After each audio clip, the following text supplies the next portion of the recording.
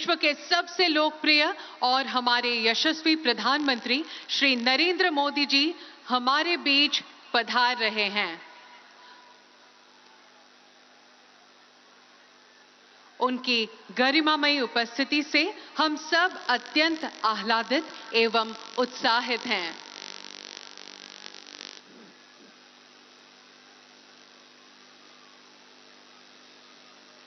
मैं यहां उपस्थित जनवृंद से करबद्ध अनुरोध करूंगी कि आप करतल ध्वनि से हमारे माननीय प्रधानमंत्री जी का अभिवादन व स्वागत करें।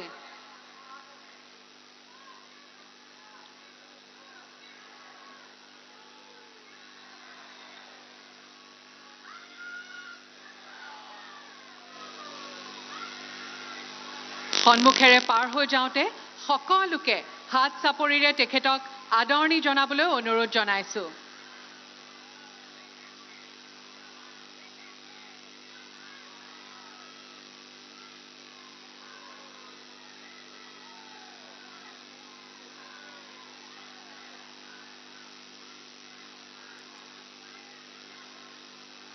अपने समक्ष अपने श्रद्धेय प्रधानमंत्री जी की उपस्थिति से यहां पे उपस्थित महानुभावों का जोश, हर्ष और खुशी कई गुना बढ़ गई है।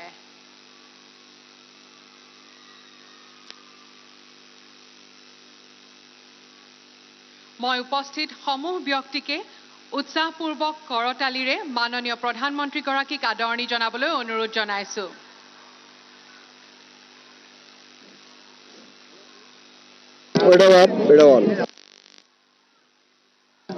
प्रधानमंत्री श्री नरेंद्र मोदी जी की गरिमामयी उपस्थिति से सारा जनमानस ऊर्जा, उत्साह और आनंद से ओतप्रोत हो गया है।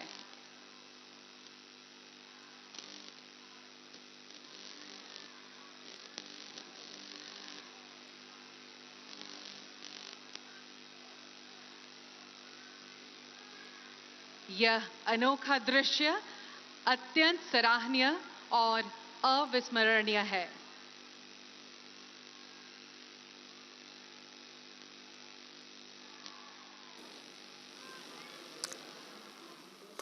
आप देख सकते हैं प्रधानमंत्री का ये गुवाहाटी का दौरा है, जहां प्रधानमंत्री पहुंच गए हैं और हाथ हिलाकर लोग जो उनका स्वागत कर रहे हैं, उनका अभिवादन भी स्वीकार कर रहे हैं। आज गुवाहाटी में 11,000 करोड़ रुपए से अधिक की विकास परियोजनाएं जो हैं उनकी शुरुआत होनी है। साथ ही साथ मां कामाख्या दिव्य परियोजना की भी वो आधारशिला रखने वाले हैं। ये लोगों का जो हुजूम है वो प्रधानमंत्री का स्वागत कर रहा है और उनके स्वागत से अभिभूत होकर प्रधानमंत्री भी हाथ हिलाकर उनके अभिवादन का जवाब देते हुए नजर आ रहे हैं। प्रधानमंत्री का असम दौरा तो खेल बुनियादी ढांचे से जुड़ी कई जो परियोजनाएं हैं उनकी आधारशिला प्रधानमंत्री आज रखने वाले हैं। हार्दिक अभिवादन, अभिनंदन एवं स्वागत करें।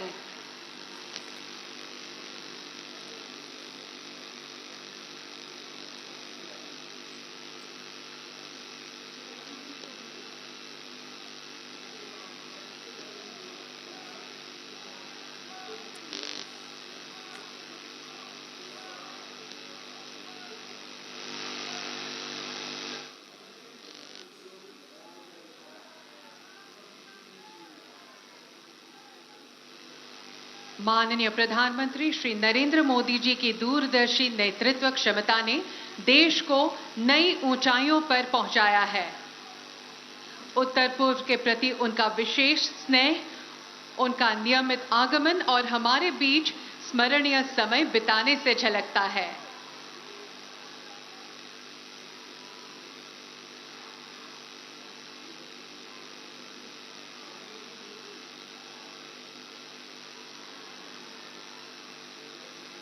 मैं उपस्थित समूह व्यक्ति के उत्साहपूर्वक करतालीरे माननीय प्रधानमंत्री गराकीक आदरणि जनाবলৈ पुनर्बार अनुरोध जनाइছো। तो प्रधानमंत्री आज असम के लोगों को बड़ी सौगात देने वाले हैं। हम जानते हैं कि प्रधानमंत्री जब कल गुवाहाटी पहुंचे थे तो उनका स्वागत किया गया था और साथ ही साथ प्रधानमंत्री किस तरह से आज यहां पर जो आध्यात्मिक पर्यटन है उस लिहाज से माँ कामाख्या का जो मंदिर है उसके दिव्य लेन की परियोजना की आधारशिला रखने वाले हैं और उस लिहाज से सरकार का फोकस बेहद शिक्षा से मजबूत है, सशक्तिकरण तक पर्यटन को माननीय अध्यात्म के प्रधानमंत्री श्री लिहाज से नरेंद्र मोदी जी मजबूत ने करना। हमारा मार्गदर्शन किया है।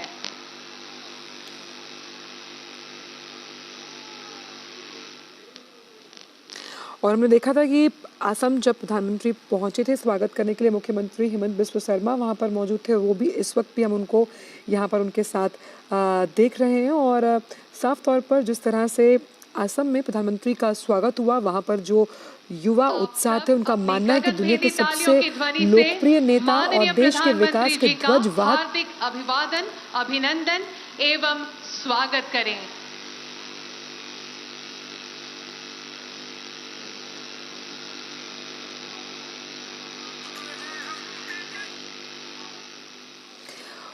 तो प्रधानमंत्री को दुनिया के सबसे लोकप्रिय नेता, देश के विकास के ध्वजवाहक के रूप में असम और पूर्वोत्तर का सच्चा हितैषी बताते हुए वहाँ के जो युवा हैं, उत्साहित जो लोग हैं, उनका मानना है कि किस तरह से यहाँ पर जो विकास से जुड़ी तमाम परियोजनाएं हैं वो कैसी नई आर्थिक गति देने वाली है असम को। और ये विभिन्न परियोजनाएं जिनका शिलान्यास और उद्घाटन होने वाला है, वो अपने आप में राज्य को आर्थिक प्रगति पर लेके जाएंगे। हमारे साथ विशाल बैरिस्टो मौजूद हैं। विशाल, ये जो दृश्य हम अभी देख रहे हैं कि यहाँ पर कई हजारों की संख्या में लोग उत्साहित हैं और वो प्रधानमंत्री को देखने के लिए लालायित, और प्रधानमंत्री भी अभिभूत हैं और हाथ हिलाकर उनके अभिवादन को स्वीकार कर रहे हैं। विशाल, आप हमें सुन पा रहे हैं?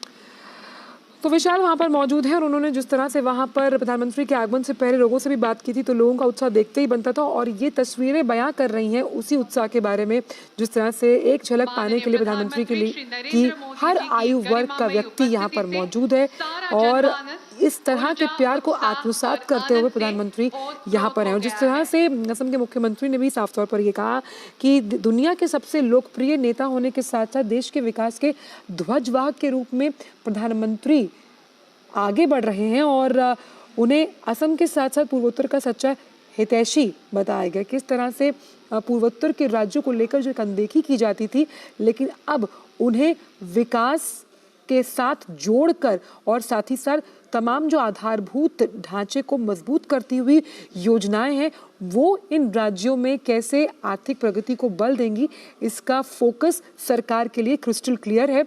और आज जिस तरह से कामाख्या देवी, जो कि सबसे अहम मंदिरों में, शक्तिपीठों में गिना जाता है, वहाँ पर जिस तरह से दिव्य परियोजना के जरिए उसका कायाकल्प किया जाएगा, उस लिहाज से भी ये दौरा बेहद अहम माना जा रहा है। कैसे अध्यात्म को पर्यटन से जोड़कर देश की आर्थिक प्रगति की तस्वीर बदली जा सकती है, इसका फोकस हमने लगातार सरकार की नीतियों में देखा है। और ये दिव्य परियोजना की आधारशिला आज रखी जानी है, ये उसी का ही एक परिचायक है। साथ ही साथ जो स्पोर्ट्स सेंटर की हम यहाँ पर बात कर रहे हैं, मेडिकल कॉलेज खोलने की बात है, तो उच्च शिक्षा के साथ साथ किफायत और गुणवत्तापूर्ण जब हम स्वास्थ्य सेवाएं देने की बात करते हैं पूर्वोत्तर के लोगों के लिए, तो ये दौरा उस लिहाज से भी बेहद अहम है प्रधानमंत्री का। और इसीलिए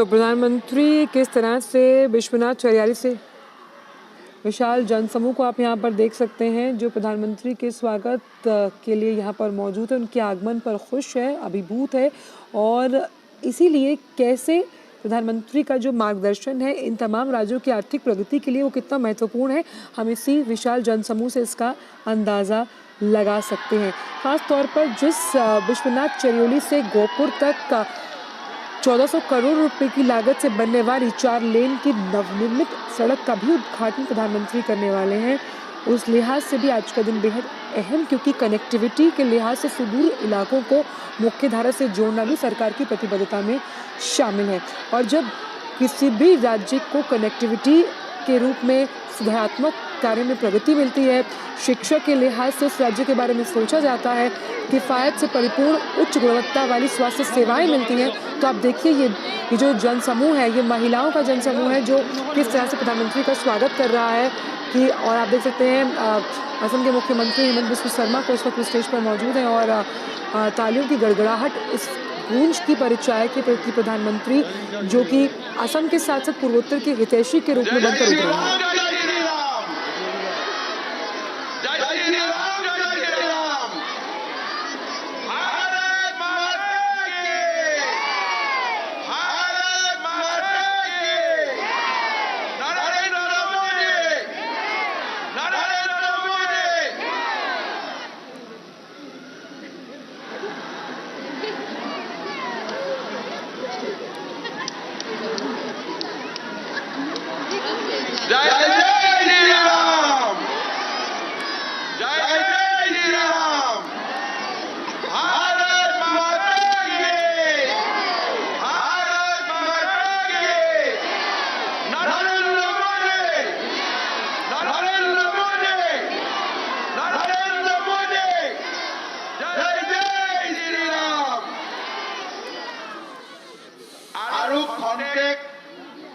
মুহূৰ্তৰ পিছতে প্ৰধানমন্ত্ৰী ডাঙৰীয়া উপস্থিত হ'ব আৰু মই সমূহ ৰাইজক অনুৰোধ কৰিম যে ৰাস্তাত থকা গোটেইবিলাক আপোনালোক ভিতৰত আহি যাওক, সুন্দৰ সভা এখন আমি উপভোগ কৰিম। ভাৰত মাতা কি! देवियों सज्जनों, विश्व के सबसे लोकप्रिय एवं हमारे यशस्वी प्रधानमंत्री माननीय नरेंद्र मोदी जी का हम सब मंच पर हार्दिक स्वागत एवं अभिनंदन करते हैं।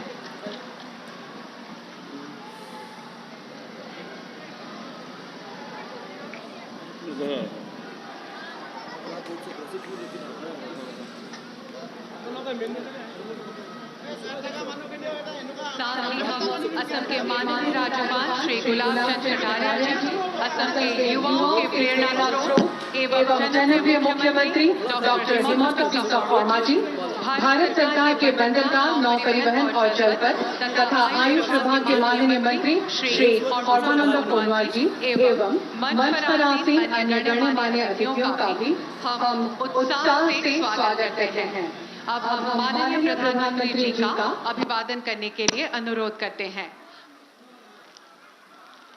माननीय प्रधानमंत्री जी को गामोसा,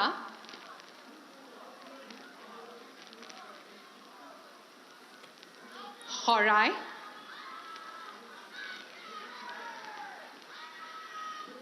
एवं एक पेंटिंग भेंट कर सम्मान और अभिवादन किया जा रहा है। यह पेंटिंग बॉटोड्रोबा खट्रो को चित्रित करती है, जहां असम की सांस्कृतिक चेतना के महापुरुष श्रीमंत शंकरदेव का जन्म हुआ था। धन्यवाद। এতিয়া মই অসমৰ মাননীয় মুখ্যমন্ত্ৰী ডক্টৰ হিমন্ত বিশ্ব শৰ্মা দেৱক আদৰণি ভাষণ প্ৰদান কৰিবলৈ অনুৰোধ জনাইছো।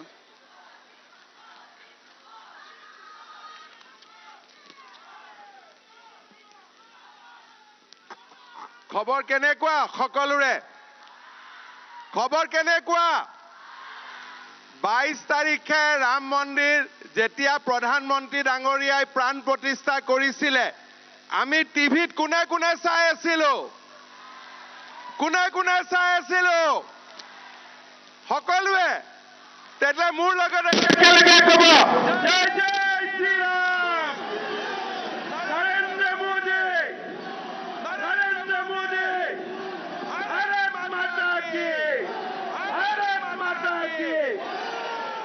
আজিৰ সভাত আমাৰ মাজত উপস্থিত বিশ্বৰ সবাতোকৈ জনপ্ৰিয় নেতা উত্তৰ পূব আৰু অসমৰ প্ৰকৃত হিতৈষী আৰু আমাৰ সকলোৰে আদৰৰ সন্মানৰ প্ৰধানমন্ত্ৰী নৰেন্দ্ৰ মোদী ডাঙৰীয়া, অসমৰ মহামান্য ৰাজ্যপাল গোলাম চন্দ্ৰ ডাঙৰীয়া, ভাৰত চৰকাৰৰ মন্ত্ৰী আমাৰ সকলোৰে সন্মানৰ সৰ্বানন্দ সোণোৱাল ডাঙৰীয়া, ভাৰত চৰকাৰৰ ৰাজ্যিক মন্ত্ৰী ৰামেশ্বৰ তেলী ডাঙৰীয়া, অসম চৰকাৰৰ মন্ত্ৰী অতুল বৰা ডাঙৰীয়া, বিটিআৰ প্ৰধান প্ৰমোদ বড়ো ডাঙৰীয়া, কাৰ্বি আলং স্বায়ত্তশাসিত পৰিষদৰ মুখ্য কাৰ্যবাহী সদস্য তুলিৰাম ৰংহাং ডাঙৰীয়া, উত্তৰ কাছাৰ স্বায়ত্তশাসিত পৰিষদৰ মুখ্য কাৰ্যবাহী সদস্য দেবুলাল গাৰ্লুচা ডাঙৰীয়া আৰু ভাৰতীয় জনতা পাৰ্টিৰ সন্মানীয় সভাপতি ভৱেশ কলিতা ডাঙৰীয়া, মোৰ সেৱাৰথলী ৰাইজ, আই মাতৃসকল আৰু যুৱক যুৱতী বন্ধু বান্ধৱীসকল, আজি অসমৰ বাবে এটা সোণালী দিন, এটা আমি পাহৰিব নোৱাৰা নতুন ইতিহাস ৰচিব খোজা এটা নতুন সুৰুজমুখী দিন। এটা দিনত 11,600 কোটি টকাৰ প্ৰকল্প আমাৰ অসম মাতৃয়ে লাভ কৰিছে। এয়া অসমৰ ইতিহাসত আগতে কেতিয়াও সম্ভৱ হোৱা নাছিল। শ্ৰদ্ধাৰ ৰাইজ, আজি আমি ৰাজ্যখনলৈ এবাৰ উভতি চাওঁ।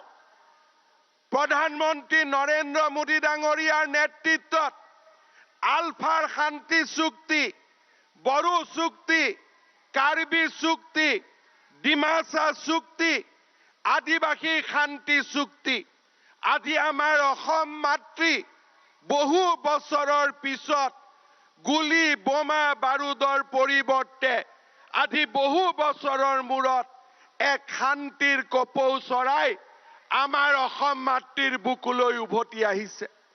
হাজাৰ হাজাৰ যুৱকে সন্ত্ৰাসবাদ ত্যাগ কৰি আমাৰ মূল খুঁটিলৈ উভতি আহিছে। অসমবাসী ৰাইজক মই হিয়াৰে অভিনন্দন জনাওঁ যে যোৱা 3টা বছৰ আমাৰ ৰাজ্যত কোনো ধৰণৰ এটাও আন্দোলনৰ কাৰ্যসূচী নোহোৱাকৈ আমাৰ ৰাজ্যখনে আজি বিকাশৰ নতুন অশ্বমেধ যজ্ঞলৈ গতি কৰিছে। আমি আমাৰ প্ৰজন্মই কেতিয়াও সপোনতে ভবা নাছিলো যে ধলাত ব্ৰহ্মপুত্ৰৰ ওপৰত দলং হ'ব, বগীবিলত ব্ৰহ্মপুত্ৰৰ ওপৰত দলং হ'ব, নুমলীগড়ৰ পৰা গহপুৰলৈ টানেল হ'ব, কলিয়া ভোমোৰাত আৰু এখন দলং হ'ব, শৰাইঘাটত আৰু এখন দলং হ'ব, গুৱাহাটী উত্তৰ গুৱাহাটীৰ মাজত নতুন দলং হ'ব, মাজুলী যোৰহাটৰ মাজত দলং হ'ব, মাজুলী লখিমপুৰৰ মাজত দলং হ'ব, শুৱালকুছি পলাশবাৰীৰ মাজত দলং হ'ব, নাৰেংগী কুৰুৱাৰ মাজত দলং হ'ব, ফুলবাৰীৰ ওপৰত দলং হ'ব। 9খনকৈ ব্ৰহ্মপুত্ৰৰ ওপৰত আজি প্ৰধানমন্ত্ৰী মোদী ডাঙৰীয়াৰ কাৰণে দলং নিৰ্মাণ হৈছে। আমাৰ প্ৰজন্মই আমি কেতিয়াও ভবা নাছিলো যে অসমত 23খন মেডিকেল কলেজ হ'ব পাৰে। আমাৰ প্ৰজন্মই কেতিয়াও ভবা নাছিলো কাজিৰঙাৰ ওপৰত এলিভেটেড কৰিডৰ হ'ব পাৰে, গুৱাহাটীত ৰিং ৰোড হ'ব পাৰে। আমাৰ প্ৰজন্মই কেতিয়াও ভবা নাছিলো যে অসমত 17খনকৈ কেঞ্চাৰ হস্পিটাল হ'ব পাৰে। আমাৰ প্ৰজন্মই আমি কেতিয়াও ভবা নাছিলো যে অসমত অসম মালাৰ দৰে কাৰ্যসূচী ৰূপায়ণ হ'ব পাৰে। আমাৰ প্ৰজন্মই আমি কেতিয়াও ভবা নাছিলো যে গুৱাহাটী মেডিকেল কলেজত 3000 কোটি টকাৰে পূৰ্ব ভাৰতৰ আটাইতকৈ ডাঙৰ মেডিকেল কলেজ অসমত হ'ব পাৰে। আমি কেতিয়াও কল্পনা কৰা নাছিলো যে আমাৰ অসমত এইমছ আহিব পাৰে। আমাৰ প্ৰজন্মই কেতিয়াও কল্পনা কৰিব পৰা নাছিলো ৰাষ্ট্ৰীয় ঘাইপথ চৌদিশে নতুনকৈ নিৰ্মাণ হ'ব পাৰে। আমাৰ প্ৰজন্মই কেতিয়াও কল্পনা কৰা নাছিলো যে ৰেলৰ ওপৰত দ্বৈত ৰেলপথ হ'ব পাৰে। আমাৰ প্ৰজন্মই কেতিয়াও কল্পনা কৰা নাছিলো 20 লাখ দৰিদ্ৰ লোকে গৃহ প্ৰধানমন্ত্ৰীৰ আৱাস যোজনা পাব পাৰে। আমাৰ প্ৰজন্মই কেতিয়াও কল্পনা কৰা নাছিলো যে আমি লাখপতি বাইদেউ বনাব পাৰো। আমি কেতিয়াও কল্পনা কৰা নাছিলো। আমাৰ প্ৰজন্মই কেতিয়াও কল্পনা কৰা নাছিলো যে 30 লাখ পৰিয়ালে অৰুণোদয় আঁচনি পাব পাৰে। আমাৰ প্ৰজন্মই কেতিয়াও কল্পনা কৰা নাছিলো 2 কোটি 85 লোকে বিনামূলীয়া চাউল পাব পাৰে। আমাৰ প্ৰজন্মই কেতিয়াও কল্পনা কৰা নাছিলো যে ঘোষ নিদিয়াকৈ অসমত 1 লাখ চৰকাৰী চাকৰি হ'ব পাৰে। শ্ৰদ্ধা ৰাইজ, মাত্ৰ এজন ব্যক্তিৰ অসম প্ৰেমৰ কাৰণে আজি অসম মাতৃ উন্নয়ন আৰু বিকাশৰ এক নতুন সূচত আজি অৱতীৰ্ণ হৈছে। আৰু সেইগৰাকী ব্যক্তিয়ে হ'ল আমাৰ আদৰৰ প্ৰধানমন্ত্ৰী নৰেন্দ্ৰ মোদী ডাঙৰীয়া, যাৰ কাৰণে আজি আমি এই পৰ্যায়ত উপনীত হৈছো। আমি অসমীয়া কৃতজ্ঞ। আমি কৃতজ্ঞ অসমীয়াই প্ৰধানমন্ত্ৰী ডাঙৰীয়াৰ ওচৰত আমি অংগীকাৰ কৰিছো। দুৰ্নীতিৰ পৰিৱৰ্তে নিকা প্ৰশাসন, দৰিদ্ৰৰ বিকাশ, যুৱকৰ কৰ্ম সংস্থাপন আৰু এক আন্দোলন বিবৰ্জিত পৰিৱেশৰ মাজেৰে আমি আমাৰ অসমক ভাৰতৰ সৰ্বশ্ৰেষ্ঠ ৰাজ্যত আমি পৰিণত কৰিম। শ্ৰদ্ধা ৰাইজ, মই কৃতজ্ঞ অসমীয়াক অনুৰোধ কৰিম, সকলোৱে থিয় হৈ দীঘলীয়া হাত চাপৰিৰে প্ৰধানমন্ত্ৰী নৰেন্দ্ৰ মোদী ডাঙৰীয়াক অভিনন্দন জনাওক। দীঘলীয়া হাত চাপৰিৰে প্ৰধানমন্ত্ৰী মোদী ডাঙৰীয়াক অভিনন্দন জনাওক। মোদী মোদী মোদী মোদী মোদী মোদী মোদী মোদী। শ্ৰদ্ধা ৰাইজ, আপোনালোকক মই এটাই অনুৰোধ কৰিম, এই অসম মাতৃক আমি বিশ্বৰ দৰবাৰত প্ৰতিষ্ঠা কৰিব লাগিব। আন্দোলন নহয় আমাৰ পৰিচয় বিকাশ, ধ্বংস নহয় আমাৰ পৰিৱেশ সৃষ্টি। আৰু এই অসমত আমি বিকাশৰ গংগা আনিম প্ৰধানমন্ত্ৰী নৰেন্দ্ৰ মোদী ডাঙৰীয়াৰ আশীৰ্বাদত।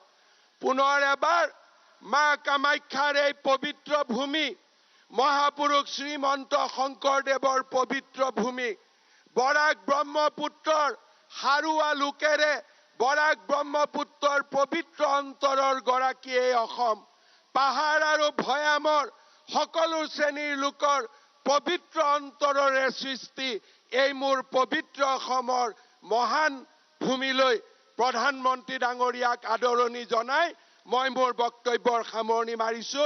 ধন্যবাদ। জয় হিন্দ। বন্দে মাতৰম। ভাৰত মাতা কি, ভাৰত মাতা কি। बहुत बहुत धन्यवाद।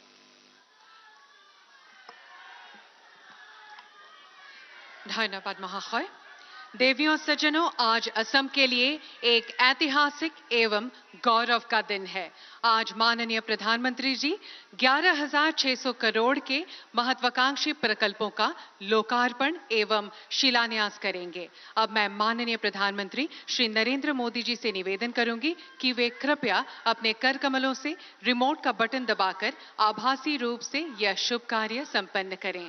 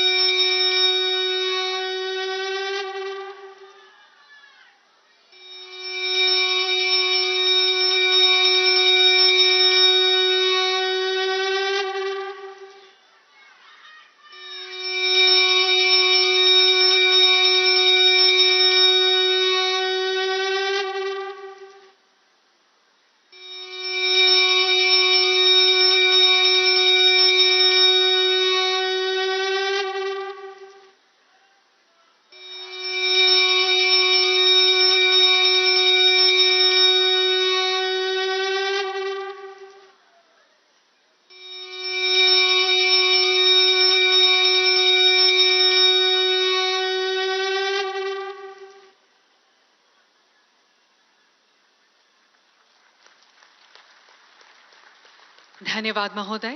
अब इन प्रकल्पों के बारे में हम एक लघु वृत्त चित्र प्रस्तुत करेंगे।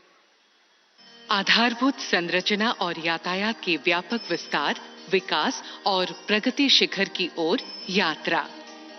यह है सपना हमारे देश के अग्रणी प्रधानमंत्री और एक प्रगतिशील नेता माननीय श्री नरेंद्र मोदी जी का। उनके सबल नेतृत्व में संपूर्ण देश के साथ असम और उत्तर पूर्वांचल ने प्रारंभ की है विकास की एक सफल यात्रा। पूर्वोत्तर भारत 21वीं सदी में देश के विकास का इंजन बनेगा। असम तथा उत्तर पूर्वांचल के विकास के लिए हमेशा सक्रिय और तत्पर हमारे प्रधानमंत्री श्री नरेंद्र मोदी जी।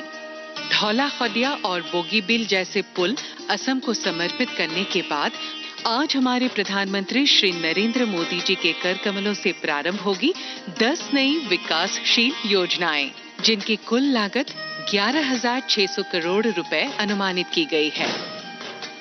मां कामाख्या के आशीर्वाद से धन्य है असम भूमि।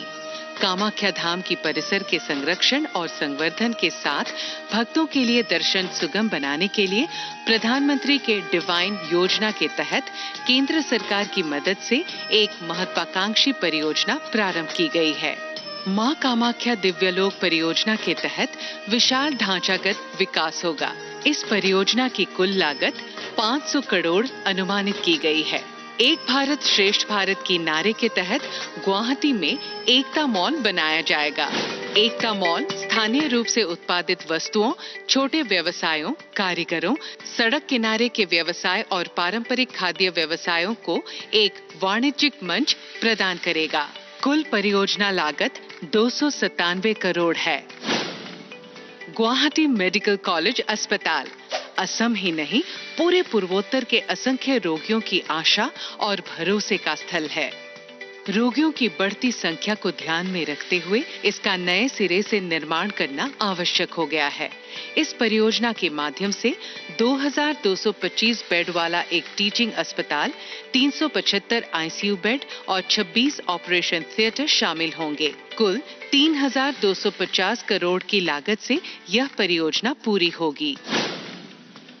बराक घाटी के जनता की लंबी मांग को पूरा करते हुए अमृतकाल में सरकार द्वारा लिया गया और एक फैसला, कोरिमगंज के रामकृष्ण नगर में एक मेडिकल कॉलेज की स्थापना। Modular lab, 4 modular operation theatre, 7 operation theatre बनाए जाएंगे।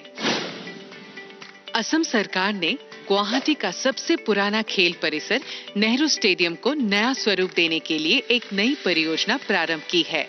कुल 832 करोड़ की अनुमानित लागत से गुवाहाटी नेहरू स्टेडियम का कायाकल्प किया जाएगा। सौंड्रापुर स्टेडियम नाम से बनने वाला स्पोर्ट्स कॉम्प्लेक्स में एक फुटबॉल फील्ड, 2 प्राकृतिक गैलरी और सभी सुविधा संपन्न बहुमंजिला भवन इस परियोजना के तहत बनकर तैयार होगा। लोकप्रिय गोपीनाथ बॉर्डलोई हवाई अड्डे को जोड़ने वाली संपर्क सड़क की संगठन और विकास का फैसला किया गया है। पीएम डिवाइन योजना के तहत फिलहाल के टर्मिनल से 2 लेन युक्त सड़क को 4 लेन युक्त सड़क में तब्दील किया जाएगा। राज्य सरकार इस परियोजना को अधिक वित्तीय सहायता से 6 लेन युक्त कैरियजवे के रूप में विकसित करेगी। 1000 किलोमीटर सड़क उन्नतीकरण की एक अभिलाषी परियोजना तैयार की गई है। Assam road network master plan के तहत 43 सड़कों का विकास किया जाएगा। हमारे लिए सौभाग्य की बात है कि इन 8 परियोजनाओं का शिलान्यास आज देश के अग्रणी नेता माननीय प्रधानमंत्री श्री नरेंद्र मोदी जी के कर कमलों द्वारा संपन्न हुआ। केंद्र सरकार ने उत्तरी असम में दोलाबाड़ी से जामुगुरी तक जियाभोरोली पुल को छोड़कर 4 लेन के राष्ट्रीय राजमार्ग का निर्माण पूरा कर लिया है। कुल परियोजना लागत लगभग 592 करोड़ है और बिस्वनाथ से गौहपुर तक का 4 लेन राष्ट्रीय राजमार्ग का निर्माण पूरा कर लिया है। परियोजना की कुल लागत लगभग 1,451 करोड़ है। यह परियोजनाएं ईटानगर कैपिटल कनेक्टिविटी का हिस्सा है। यह हमारे लिए गर्व का क्षण है कि पूरी की गई इन 2 परियोजनाओं का भी उद्घाटन हमारे माननीय यशस्वी प्रधानमंत्री श्री नरेंद्र मोदी जी के कर कमलों द्वारा किया गया और उन्होंने इन परियोजनाओं को जनता के लिए समर्पित किया।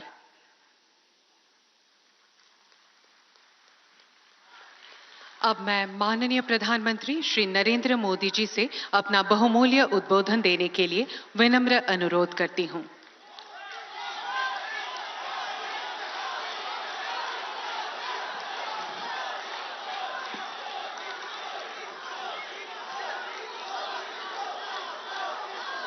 भारत माता की, भारत माता की। असम के राज्यपाल गुलाब चंद कटारिया जी, मुख्यमंत्री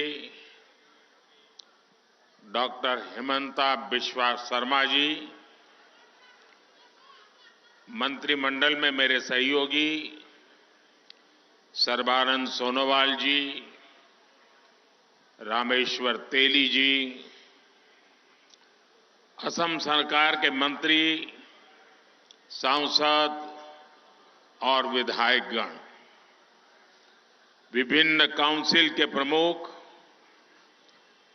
और मेरे प्यारे भाइयों और बहनों, अपना लोग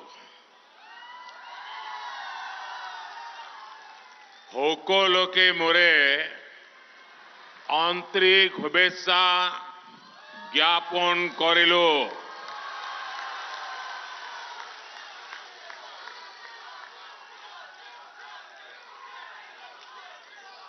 आज मुझे एक बार फिर मां कामाख्या के आशीर्वाद से असम के विकास से जुड़े प्रोजेक्ट्स आपको सौंपने का सौभाग्य मिला है। थोड़ी देर पहले यहां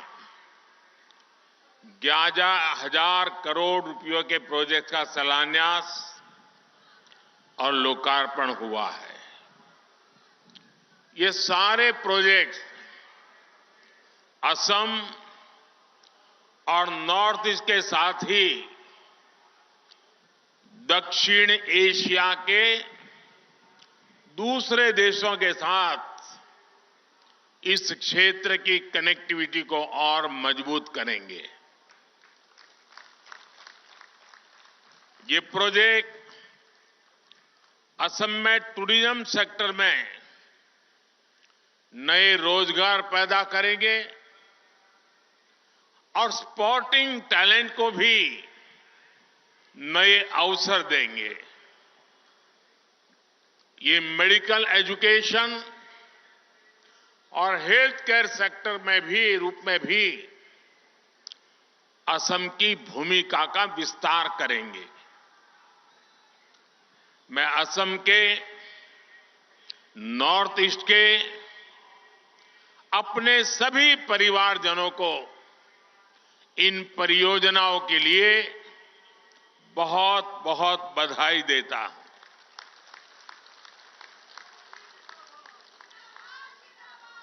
मैं कल शाम को यहां आया। जिस प्रकार से गुवाहाटी के लोगों ने रोड पर आकर के स्वागत सम्मान किया, अबाल वृद्ध सभी हमें आशीर्वाद दे रहे थे, मैं आप सबका हृदय से आभार व्यक्त करता हूं। मैंने टीवी पर देखा कि आप लोगों ने लाखों दीप जलाए।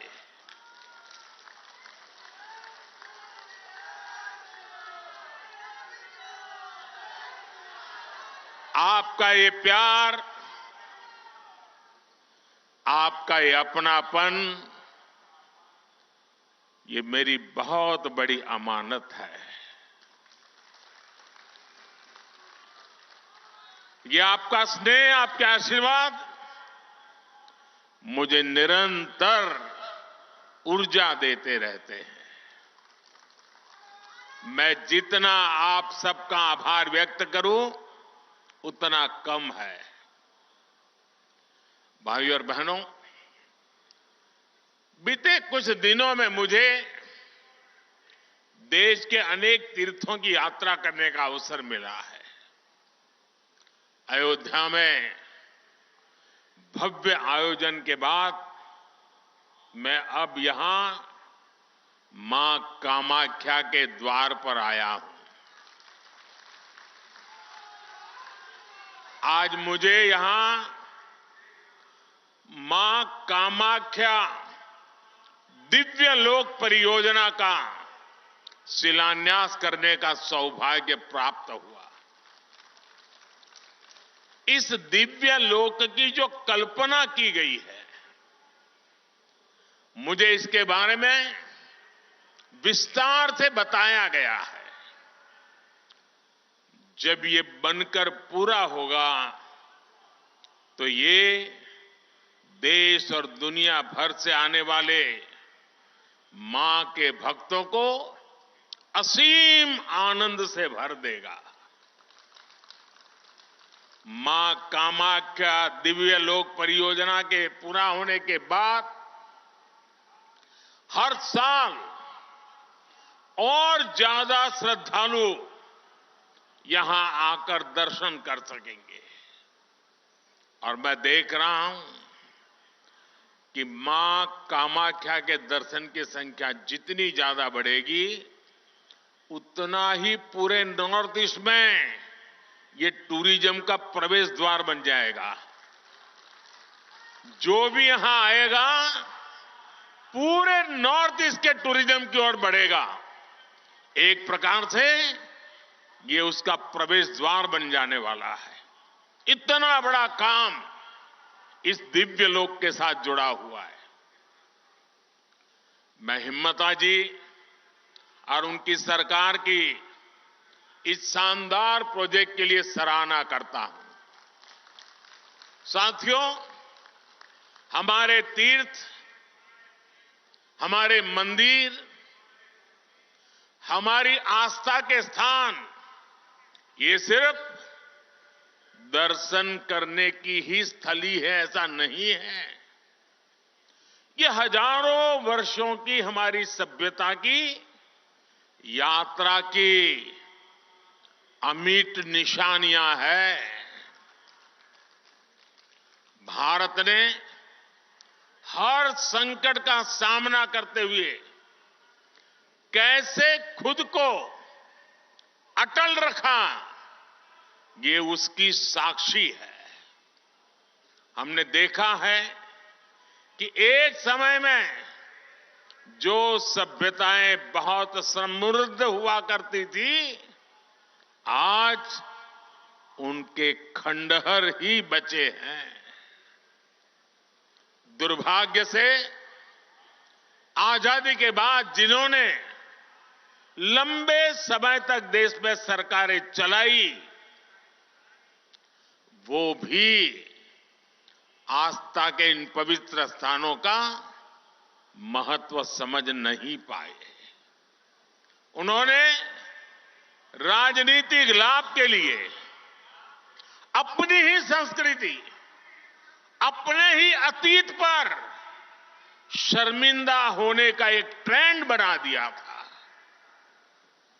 कोई भी देश अपने अतीत को ऐसे मिटाकर, ऐसे भुलाकर,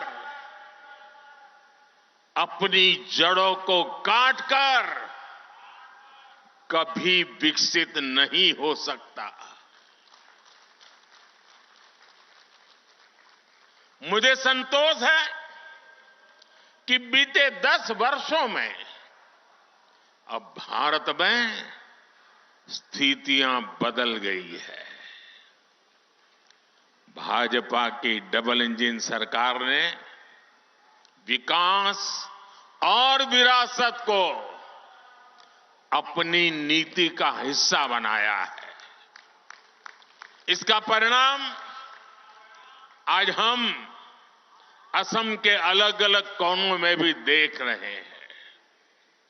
असम में आस्था, अध्यात्म और इतिहास से जुड़े सभी स्थानों को आधुनिक सुविधाओं से जोड़ा जा रहा है।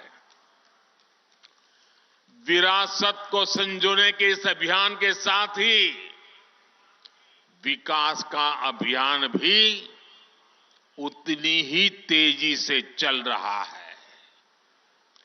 बीते 10 वर्षों को देखो तो हमने देश में रिकॉर्ड संख्या में कॉलेज बनाए हैं, यूनिवर्सिटीज बनाए हैं। पहले बड़े संस्थान सिर्फ बड़े शहरों में ही होते थे। हमने आईआईटी,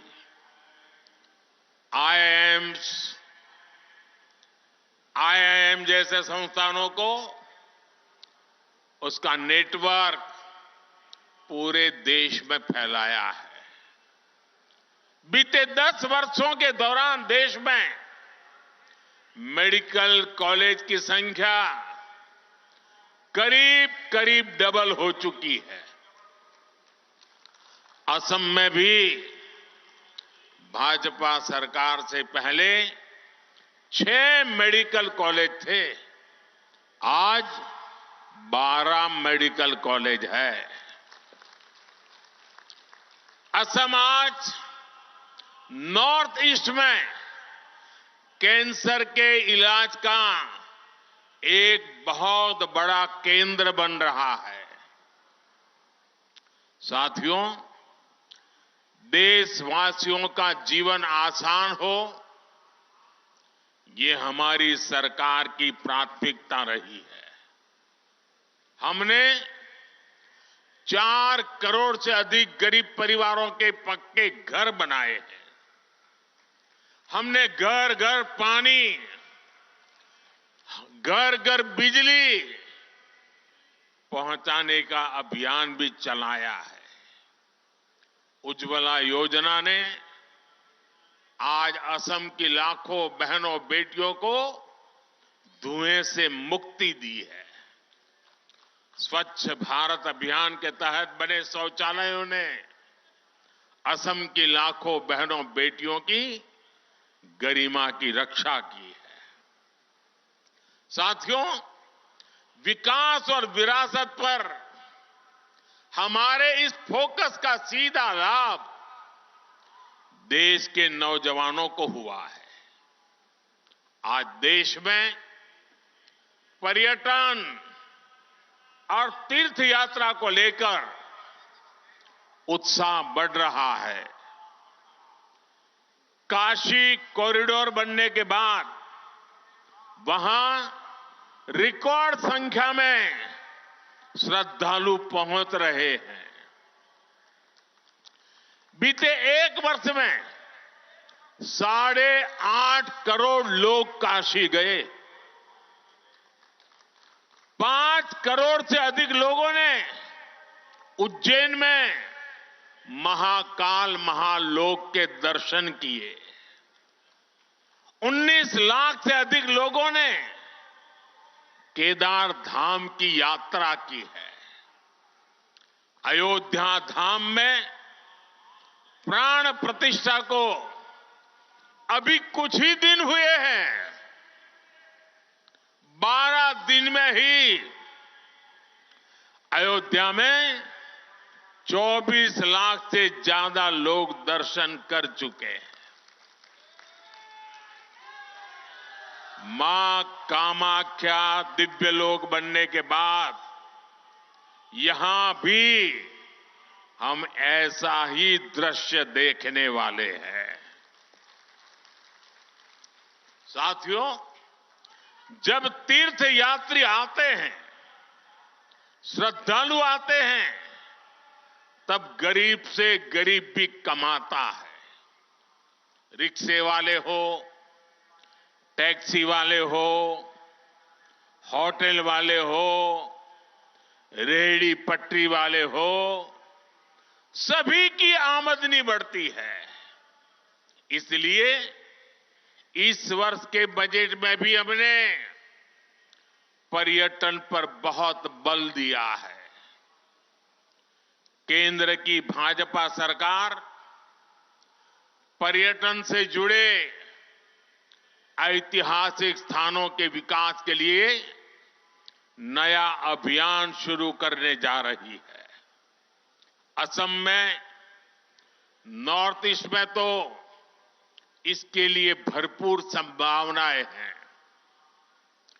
इसलिए भाजपा सरकार नॉर्थ ईस्ट के विकास पर विशेष जोर दे रही है। साथियों, बीते 10 वर्षों से नॉर्थ ईस्ट में रिकॉर्ड संख्या में टूरिस्ट आए हैं। आखिर ऐसे कैसे हुआ? पर्यटन के केंद्र नॉर्थ ईस्ट के खूबसूरत इलाके तो पहले भी यहां थे, लेकिन तब इतने टूरिस्ट यहां नहीं आते थे। हिंसा के बीच, साधन संसाधनों के अभाव के बीच, सुविधाओं की कमी के बीच आखिर कौन यहां आना पसंद करता? आप भी जानते हैं कि 10 साल पहले असम समेत पूरे नॉर्थ ईस्ट में क्या स्थिति थी। पूरे नॉर्थ ईस्ट में रेल यात्रा और हवाई यात्रा बहुत ही सीमित थी। सड़कें संकरी भी थी और खराब भी थी। एक राज्य से दूसरे राज्य में आना जाना तो छोड़िए, एक जिले से दूसरे जिले में आने जाने में भी कई घंटे लग जाते थे। इन सारी परिस्थितियों को आज भाजपा की डबल इंजन सरकार ने, एनडीए सरकार ने बदला है। साथियों, पिछले 10 वर्षों में हमारी सरकार ने यहां विकास पर होने वाले खर्च को 4 गुना बढ़ाया है। 2014 के बाद रेलवे ट्रैक की लंबाई 1900 किलोमीटर से ज्यादा बढ़ाई गई। 2014 से पहले की तुलना में रेल बजट करीब 400% बढ़ाया गया है। और तब तो प्रधानमंत्री आपके आसाम से चुन के जाते थे। उससे ज्यादा काम ये आपका साथी कर रहा है।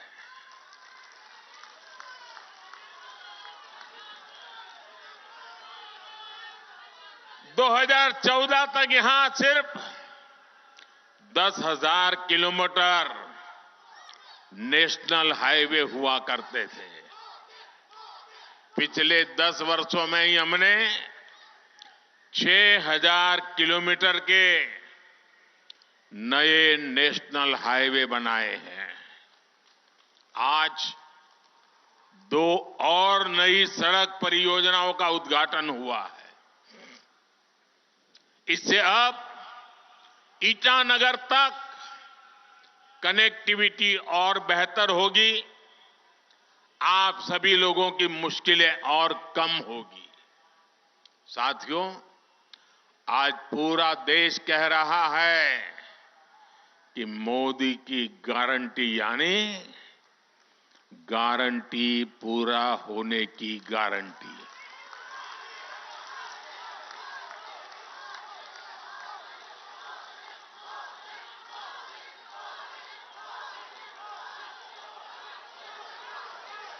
मैंने गरीबों को, महिलाओं को, युवा और किसान को मूल सुविधा देने की गारंटी दी है। आज इनमें से अधिकतर गारंटियां पूरी हो रही है। हमने विकसित भारत संकल्प यात्रा के दौरान भी देखा है, जो भी सरकारी योजनाओं से वंचित थे, उन तक पहुंचने के लिए मोदी की गारंटी वाली गाड़ी पहुंची है। पूरे देश में करीब करीब 20 करोड़ लोग सीधे तौर पर विकसित भारत संकल्प यात्रा में शामिल हुए हैं। बड़ी संख्या में असम के लोगों को भी इस यात्रा का लाभ मिला है। साथियों, भाजपा की डबल इंजन सरकार हर लाभार्थी तक पहुंचने के लिए प्रतिबद्ध है। हमारा लक्ष्य हर नागरिक का जीवन आसान बनाने का है। यही फोकस 3 दिन पहले जो बजट आया है उसमें भी दिखता है। बजट में सरकार ने इंफ्रास्ट्रक्चर पर 11 लाख करोड़ रुपए खर्च करने का संकल्प लिया है। ये कितनी बड़ी राशि है, इसका अनुमान एक और आंकड़े से लगाया जा सकता है। 2014 से पहले के 10 वर्षों में, यह आंकड़ा याद रखना मेरे आसाम के भाई बहन, 2014 के पहले 10 वर्षों में कुल 12 लाख करोड़ रुपए इंफ्रास्ट्रक्चर का बजट रहा। 10 साल में 12 लाख करोड़, यानी जितना पहले की केंद्र सरकार ने अपने 10 साल में खर्च किया था, करीब करीब उतनी राशि हमारी सरकार अगले 1 साल में खर्च करने जा रही है।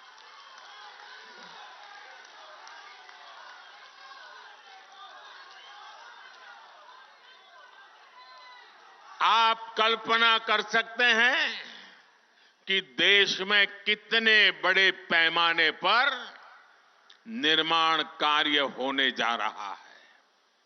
और जब इतनी बड़ी राशि निर्माण कार्यों में लगती है तो नए रोजगार बनते हैं, उद्योगों को नई गति मिलती है। साथियों, इस बजट में एक और बहुत बड़ी योजना की घोषणा हुई है। बीते 10 वर्षों में हमने हर घर तक बिजली पहुंचाने का अभियान चलाया। अब हम बिजली का बिल, आसाम के भाइयों बहनों और देशवासी भी, मैं बहुत महत्वपूर्ण काम आपके सामने रख रहा हूं। अब बिजली का बिल भी जीरो करने के लिए हम आगे बढ़ रहे हैं।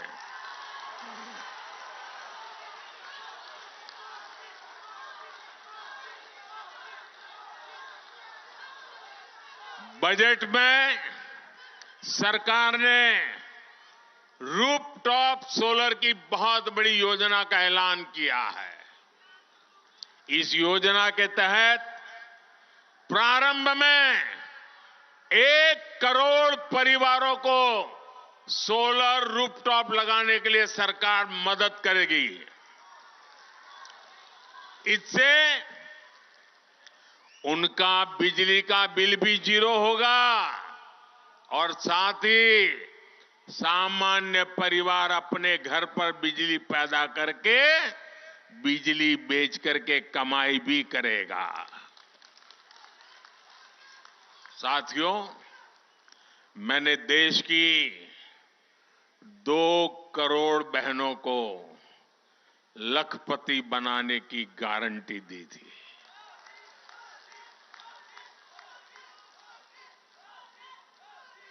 बीते वर्षों में जब मैंने हिसाब किताब लगाना शुरू किया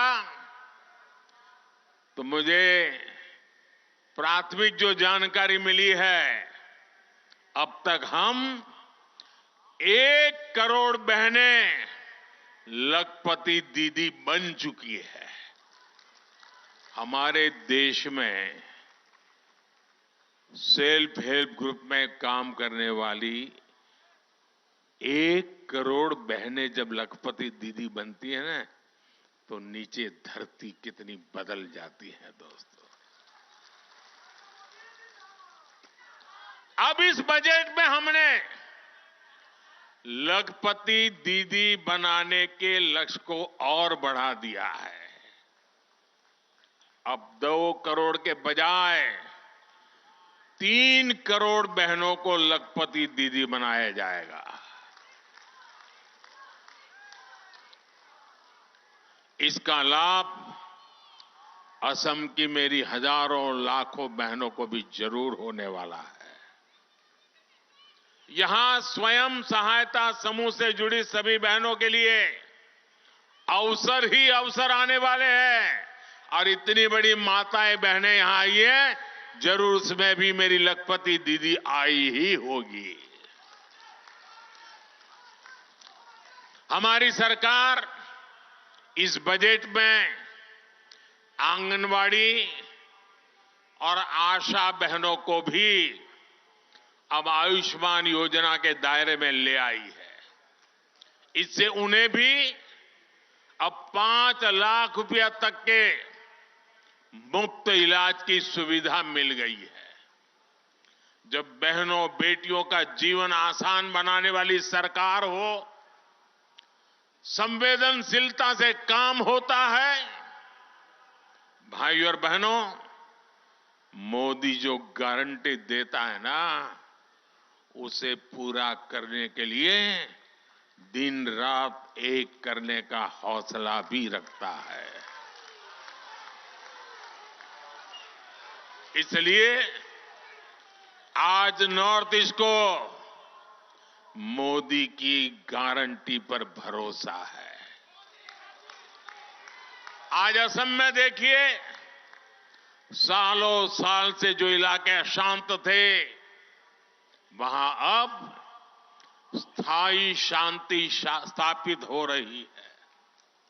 राज्यों के बीच सीमा विवाद हल हो रहे हैं।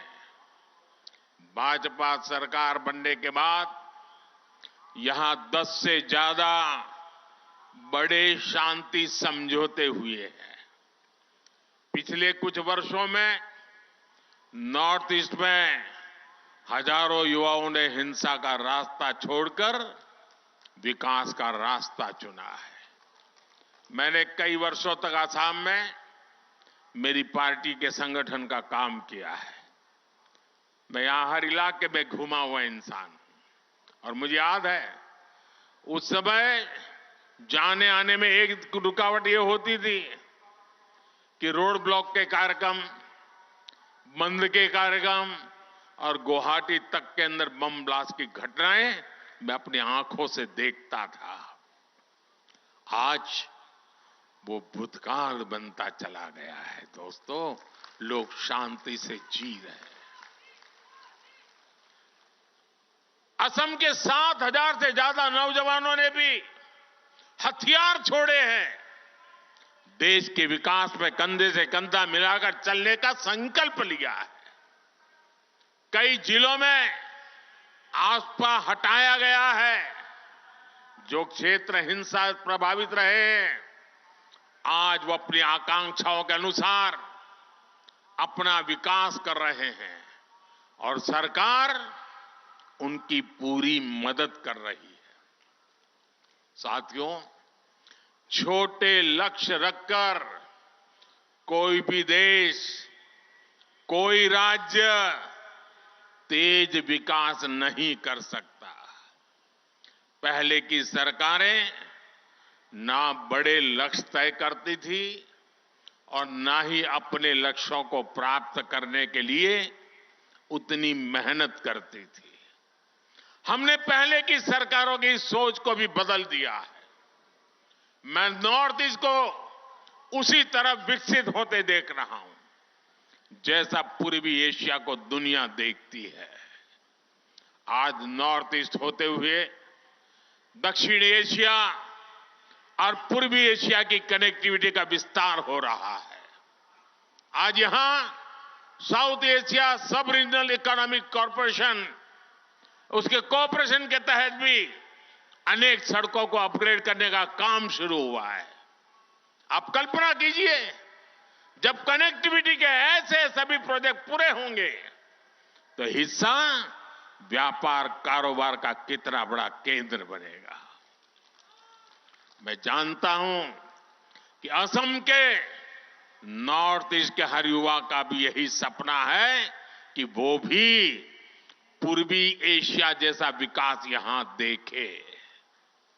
मैं असम के नॉर्थ ईस्ट के हर युवा को बताना चाहता हूं, मेरे युवा साथियों, आपका सपना मोदी का संकल्प है।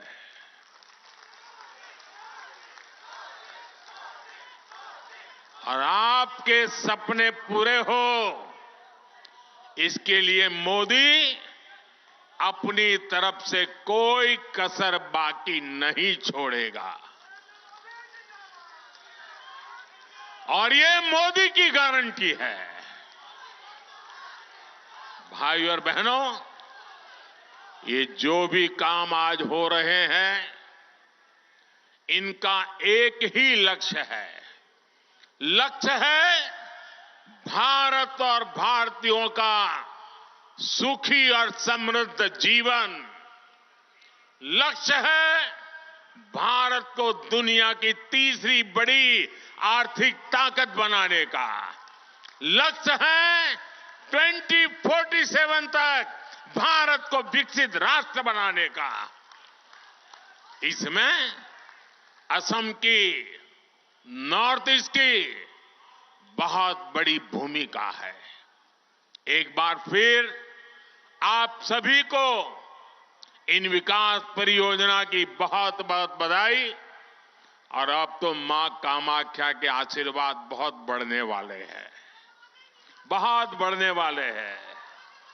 और इसलिए मैं भव्य दिव्य असम की तस्वीर साकार होती देख रहा हूं। साथियों, आपके सपने पूरे होंगे, ये हम अपनी आंखों से देखेंगे, मैं आपको विश्वास दिलाता हूं। फिर एक बार आप सबका बहुत बहुत धन्यवाद। दोनों हाथ ऊपर करके मेरे साथ बोलिए, भारत माता की, भारत माता की, भारत माता की, भारत माता की।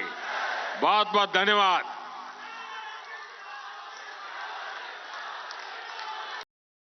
Like, share, subscribe.